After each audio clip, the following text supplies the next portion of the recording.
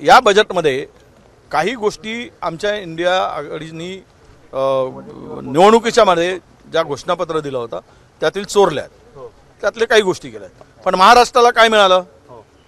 महाराष्ट्राला ठेंगा मिळाला. मग ह्यांची इज्जत आहे का महाराष्ट्र दिल्लीमध्ये? की यांनी इज्जत घालवली? का घालवली? कारण महाराष्ट्रामध्ये पुण्याचं सरकार येत नाही हे दिल्ली शहरांना माहीत आहे, केंद्रीय सरकारला, केंद्रातील भाजप सरकारला माहीत आहे, पंतप्रधानांना माहीत आहे, गृहमंत्र्यांना माहीत आहे की महाराष्ट्रात सत्ता येणार नाही.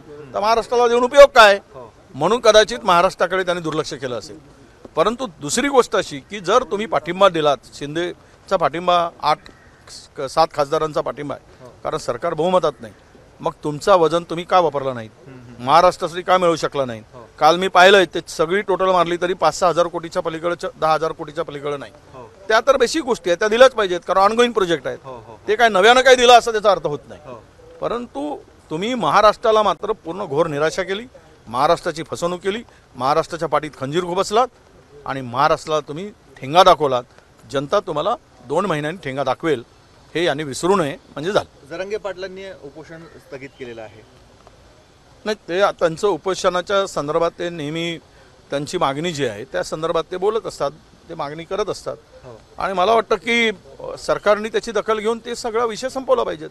कारण शासन म्हणून मुख्यमंत्री स्वतः पाठवतात, स्वतः जातात, गुलाल उधळायला लावतात आणि मागण्या पूर्ण झाल्या म्हणून सगळीकडे आनंदोत्सव होतो. मग आता काय अडचण आली? का अंमलबजावणी होत नाही? हे कोणी करायचे असते? विरोधकांनी करायचे असते, ते सत्ताधाऱ्यांनी करायचे असते. मग सत्ताधाऱ्यांनी ते का केलं नाही म्हणून त्यांचा राग आहे. पण ओबीसी मधनं आरक्षण मिळालं ही त्यांची मागणी आजही कायम आहे. नाही, हा काय विषय आहे? ओबीसीतून द्यावं, वेगळा द्यावा, सरकार म्हणून निर्णय घ्यावा. सरकारने निर्णय घ्यायचा असते. आम्ही काही म्हणू दे, आमच्या भूमिकेशी काय संबंध आला? आम्ही सरकारमध्ये आल्यानंतर आम्हाला विचारतो तुम्ही काय करणार? आम्ही विरोधक असताना म्हणतात हे का बोलत नाहीत, हे का सांगत नाहीत, हे का करत नाहीत? अरे वा, उल्टा कोर कोतवाल को डांटे. अरे खेती तुम्हारी, मालक तुम हो क्या? और बोलते हैं कि हमारी खेती में ये लोग हमको ही आने नहीं देंगे. असं होत नाही. म्हणून म्हणतो या सगळ्यामध्ये जो गोंधळ चाललेला आहे हा गोंधळ मुळात त्यांनी घातलेला गोंधळ आहे. तो गोंधळ त्यांनी सोडवावा. अजित पवार रातोरात दिल्लीला जातात, अमित शहाची भेट घेतात, परत महाराष्ट्राने भेट असल्याचं बोललं जातंय. असेल ना, आता विधानसभेचे वारे सुरू झालेले आहेत. कोणी म्हणतात की अजितदादांना घेऊ नये. अजितदादा गेलेत, आता मर्जीनं गेलेत, का गेलेत? मर्जीनं गेले की मजबुरीनं गेलेत. पण एक आहे की भारतीय जनता पक्षाची नीती अशी आहे. आता पण तुम्ही परवा अशोकराव चव्हाणांना बघितलं, पुण्यात मध्यभागी नेता म्हणून बसणाऱ्या व्यक्तीला कोपऱ्यात बसवलं. आता हे कोपरे शोधायची पाळी भविष्यात येणार आहे यांना. हे कोपरे शोधा, कोपऱ्यात बसा. पहिले पुढे बसवतात, हार घालतात, म्हणजे असं म्हणतात की मोहरमला याला बकरी ईदला गळ्यात हार घालून त्याची पूजा करायची आणि एकदा कापून झालं की काम संपलं. हे कदाचित तशी परिस्थिती येऊ नये. ते चुकलेत काय हा प्रश्न जर असेल तर ते मला वाटतं की स्वच्छंद वागणाऱ्या माणसाला पिंजऱ्यात कोंडलंय आणि तो पिंजऱ्यामध्ये आता त्यांचा पोपट झालाय आणि पोपटाला जर शिकवतं तेवढं बोलावं लागतं. नाही बोलला तर पोपटाला जेवण मिळणार नाही, पोपट उपाशी भरेल. कालच्या बैठकीमध्ये अजित पवार आणि गिरीश महाजन यांच्यामध्ये निधीवरनं खडाजंगी झाली अशी माहिती आहे. खडाजंगी सुरुवात आहे. यापुढे आता कपडे फाडतील. कारण महाराष्ट्रामध्ये सगळं जे चाललेलं आहे ते निधीची लुटालूट चाललेली आहे. तिथपर्यंत जाणार, ठोसे मारण्यापर्यंत जाणार. महाराष्ट्रात आता शीतयुद्ध आहे.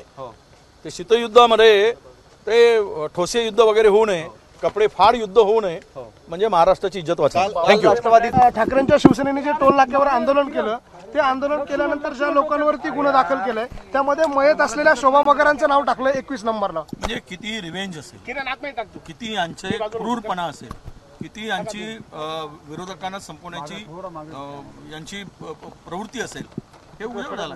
म्हणजे आंदोलन केलं की आंदोलन करू नये काय? तो तर आमचा अधिकार आहे, संविधानाने दिलेला अधिकार आहे आंदोलन करणं. कुणाचाही गालबोट न लागता, कुठलीही अप्रिय घटना न घडता, कुठलाही कायदा हातात न घेता आंदोलन करत असताना गुन्हे दाखल करायचा, सपाटा लावायचा आणि याचंही भान ठेवायचं नाही की मयत झाली महिला, तिचंही नाव घालताना थोडी तरी लाज वाटायला पाहिजे.